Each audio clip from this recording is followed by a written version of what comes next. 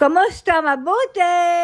For today's video. For today's video ay susunduin si Nilush ng kanyang tiyahin na si Imadora para samahan ng magpa-pedicure. At ayun nga, habang inihahanda ko si Nilush ay hindi ko maintindihan kung saan ko na ilagay ang kabiyak na medyas. Sobrang malilimutin nga ako at maipatong ko lamang ang isang bagay sa kung saan ay hindi ko na agad maalala kung saan ko na ilagay. At ayun nga, tawang-tawa sa akin si Nilush nang makita ko ang kanyang medyas. Huli nga nagpa-pedicure si Nili ay winter last year at isa yun sa dahilan kung bakit bumalik ang kanyang sakit dahil na-stress. Kapag winter o taglamig dito sa Israel ay bawal ma-stress si Nilush dahil yun ang isa sa dahilan kung bakit bumabalik ang kanyang sakit. Kaya sabi ko kay Lola ay pagdating ng taglamig ay hindi pwedeng magkaroon ng kahit anumang schedule si Nilush, mapa-doktor man, pedicure o blood test. Dahil sa kaiisip niya ay nai-stress siya at hindi siya makatulog. Kaya sabi ko kay Lola ay mas mabuti na summer o tag-init na gawin ang mga kailangan para kay Nili. At ayun nga't ng araw na yan ay schedule ng kanyang pagpapapedicure. Kapag nga may pupuntahan si Nilush o kaya may darating na tao dito sa bahay ay hindi yan mapakali at laging aburido. At yes la kesef. Patuleket.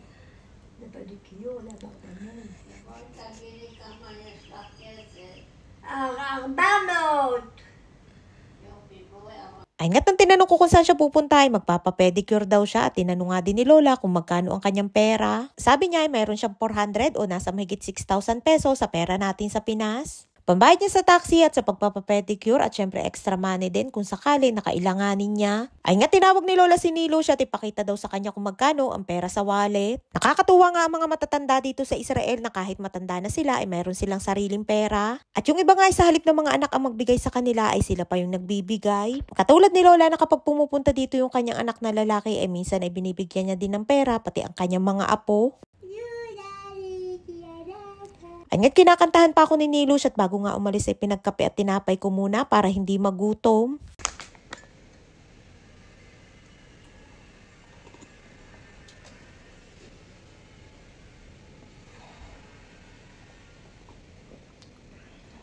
Ay nga't pagkatapos kumain ay pinutulan ko naman ang kuko sa kamay. Kuko nga lamang sa kamay ang pwede kong putulan kay Nili dahil ayaw ni Lola na ipagalaw sa akin yung kuko sa paa. Kaya ang ginagawa ay dinadala na lamang sa pedicurista dahil meron ding malalaking kuko si Nili na hindi kayang putulin ng nail cutter.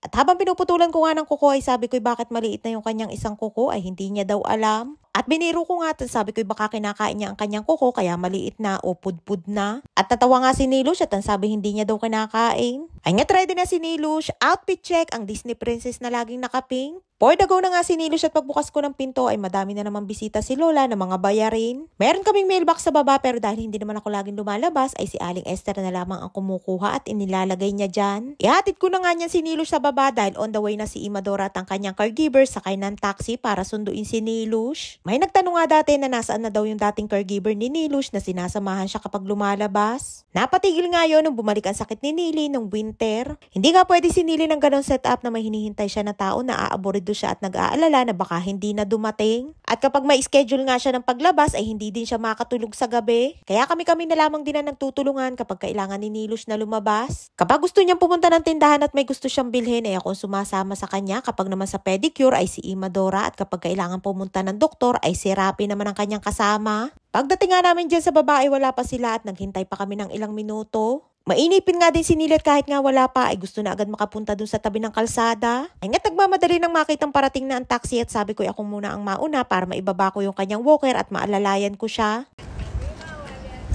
Aliadek. Aliadek, at Imadora, turut sa? לא, ישבי קדימה, יהיה לך יותר קל להיכנס. Nga tinanong ni Imadora si Nili kung saan niya gustong maupo at gusto sana ni Nili ay sa tabi ni Imadora. Pero sabi ng driver ay mas mabuti na sa unahan maupo si Nilush para mas maaluan ang pagsakay. Bumaba na nga si Maria, yung caregiver ni Imadora at dun nga sana mauupo si Nilush sa tabi ni Imadora. Zari Arosh. Zari. לאט לאט, היא לא יושבת על הכיסא. על הכיסא, נילי. כן, אני יושבת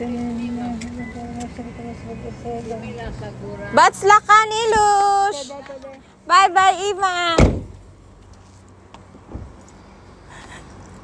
Ay nga't nakaalis na sila, tihintayin ko na lamang na makabalik para sunduin naman si Nilush dyan sa baba. At habang wala si Nilush ay hindi naman mapakali si Lola dahil sa pag-aalala. At laging nakaabang sa telepono, naghihintay sa update ni Imadora. Ay nga't nakapaskil pa din dyan yung detalye ng namatay naming kapitbahay. Mayroon silang 7 araw na pagluluksa matapos mailibing ang patay. Dito sa Israel ang mga tao kapag namatay ay kailangan mailibing agad sa lalong madaling panahon. At kadalasan sa loob ng 24 oras pagkatapos mamatay ay kailangan na mailibing agad. At dito sa Israel kapag nailibing ang patay ay saka pa lamang tumatanggap ng bisita ang pamilya, kung sa atin sa Pinas ay yung pakikipaglamay. Fast forward na nga yan at pagkalipas ng 2 oras ay bumaba na nga ulit ako para sunduin naman si Nilush. Nakabang na nga agad ako at ewan ko ba naman dito sa taxi driver kung bakit sa gitna ng kalsada ay binaba si Nilush. Sa halip na doon sa gilid na pinagsakayan kanina para hindi makaabala sa ibang sasakyan na dadaan.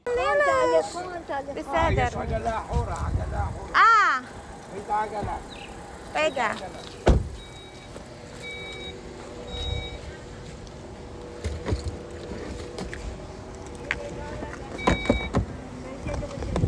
Ay nga't ako na din ang kumuha ng walker at sana doon ko idadaan si Nilush sa kabila para hindi na umakyat ng hagdan. Ang kaso'y mapapalayo pa kami kaya ang sabi ko dyan na lamang kami dumaan at ako na lamang ang mag-aakyat ng kanyang walker.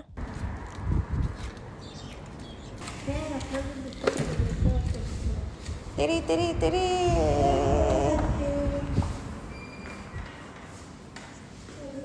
Kinamusta ko nga ang kanyang pagpapapedicure at ayos naman daw at parang bago na ulit ang kanyang paa at maganda na ulit ang kanyang mga kuko. Matagal namang humaba ang mga kuko ni Nili sa paa at baka nga next year na ulit siya makapagpapedicure. Nung bagong dating pa nga lamang ako dito ay grabe yung kuko ni Nilush, akala mo'y kuko ng halimaw sa sobrang haba at nagsusugat na din. Araw-araw nga siya nakamedyas noon at dahil hindi nga siya naliligo noon ay hindi nalilinis ang kanyang mga paa. Napabayaan nga si Nilush at hindi naaasikaso noon kahit araw-araw pa na pumupunta dito sa bahay yung kanyang panganay na kapatid. Kaya sobrang layo na ng hitsura ni Nili ngayon kumpara nung bagong dating pa lamang ako dito. Ay nga't pagdating ng bahay ay gora na agad sa kwarto ni Lola para imarites ang ginawa sa kanyang mga kuko. Ay siya hanggang dito lamang ating kwento for today's video. Maraming po salamat sa inyong support at laging panonood. Mag-ingat po kayo palagi. And please subscribe to my YouTube channel. Please follow and share. Salamat!